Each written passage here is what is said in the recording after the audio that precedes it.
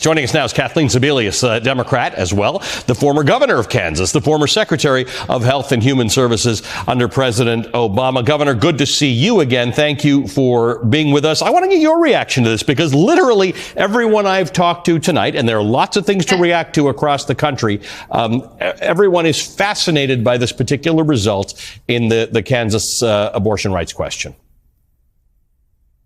Well, Allie, it's good to see you, and it's terrific to have a chance to share the stage a little bit with the wonderful Sharice Davids. She's a fabulous member of our delegation and does a great job.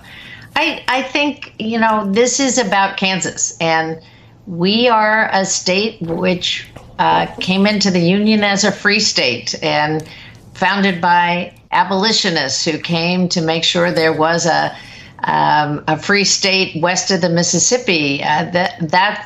Those folks are who wrote the Constitution. And at the end of the day, when the Dobbs decision took away the federal constitutional protections on women's reproductive rights and made it clear that it was up to the state, Kansas said, whoa, we are not going to let the legislators make decisions for us. Our Constitution is strong. We have stronger language than in the 14th Amendment in the Kansas Constitution. And they voted overwhelmingly, as I like to say. Kansas not only voted no, they voted hell no to change the Constitution.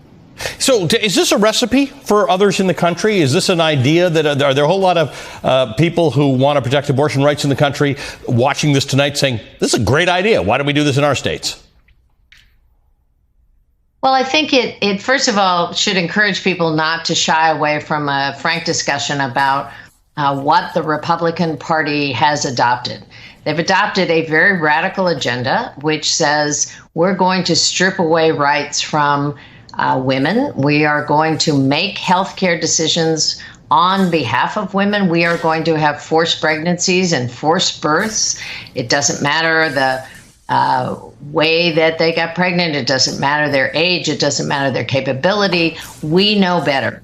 And I think for a lot of individuals in this state, Republicans, Democrats, Independents, they say, no, we trust women to make wise decisions for themselves with their own pastors and priests and rabbis, with their own partners, with their own physicians. And Kansas had an opportunity to weigh in very strongly. Should you let the state legislature decide your fate, or should you trust the Constitution? And I think Kansas said overwhelmingly, we trust the Constitution. And do you feel confident that in many places across the country, there are people who would otherwise cast a ballot for a conservative or a Republican in days gone by who might say that this abortion stuff, the overturning of Roe v. Wade, the Dobbs ruling, is a bridge too far when it comes to my rights? I'm voting this time on my rights. I mean, Jonathan Alter made a point that we all think it's just the economy. Guys like me who are business journalists like to think it's all the economy all the time.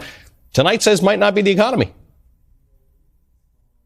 Well, I think, Allie, what we've seen is that in the past 50 years, with a national constitutional protection that, frankly, a lot of us took for granted over time, we would say, abortion's on the ballot. It's really important to have reproductive choice. And people would say, oh, yeah, but these are the issues facing me.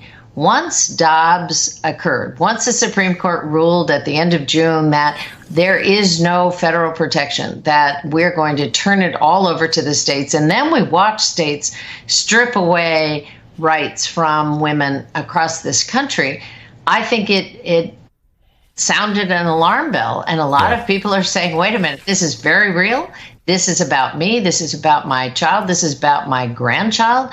I really am going to take back control over my own rights and my own health. And that's what happened in Kansas tonight.